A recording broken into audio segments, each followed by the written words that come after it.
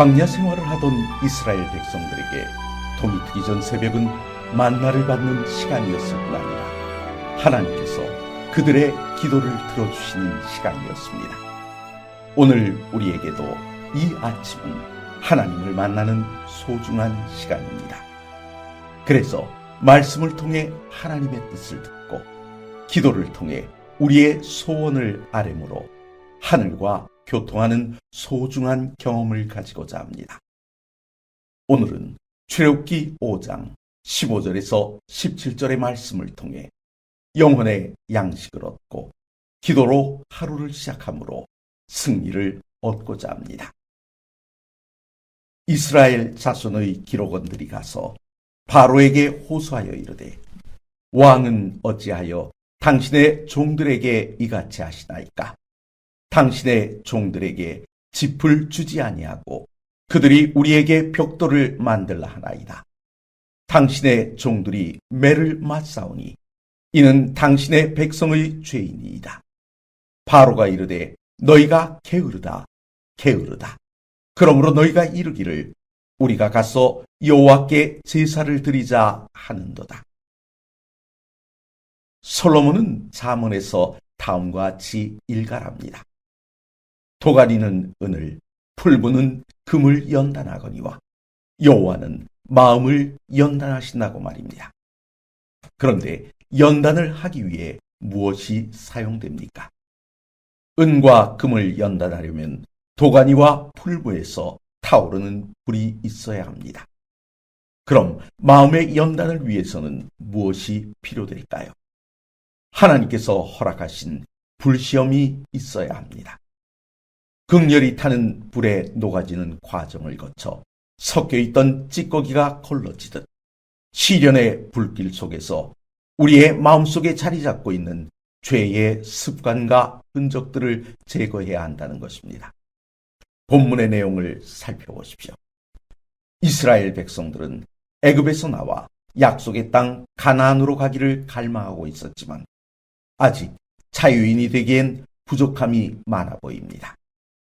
왜냐하면 그들에게서 노예 근성이 가득해 보였기 때문입니다. 그들이 진정 자유인이 되기를 바란다면 극렬한 시련이라 할지라도 참고 견뎌야 합니다. 아니, 이겨내야 합니다. 그런데 지금 이스라엘의 모습은 정말 처참해 보입니다. 짚을 공급해 주지 않고 벽돌을 만들라고 했더니 당장 바로에게 나가 아쉬운 소리를 내고 있습니다. 자신들을 바로왕의 종들이라고 칭하면서 말입니다.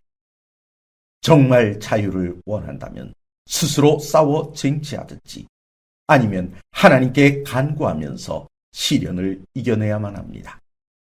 하지만 선악간의 전쟁이 시작되고 첫 번째 공격을 받자마자 바로왕 앞에 납작 엎드려 버렸습니다.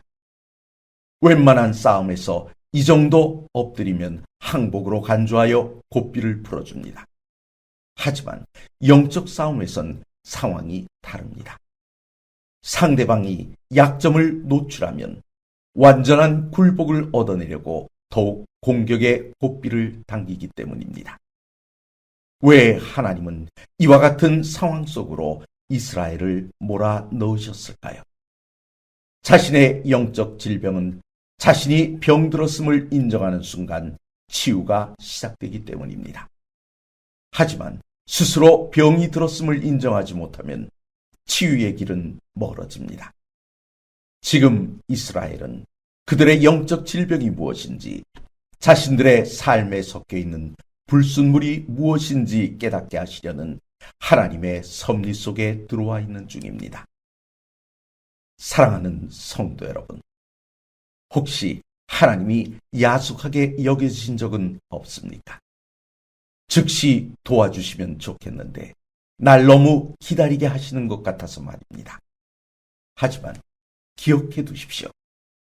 하나님께서는 아주 다급한 상황이 아니라면 진통제를 처방하여 통증을 느끼지 못하게 해주시는 분이 아니라 병의 뿌리를 뽑아주려 하시는 분이시라는 사실입니다. 오늘의 말씀에서 이스라엘의 영적 질병이 무엇인지 스스로 인정하기까지 바람을 보내시는 것처럼 말입니다.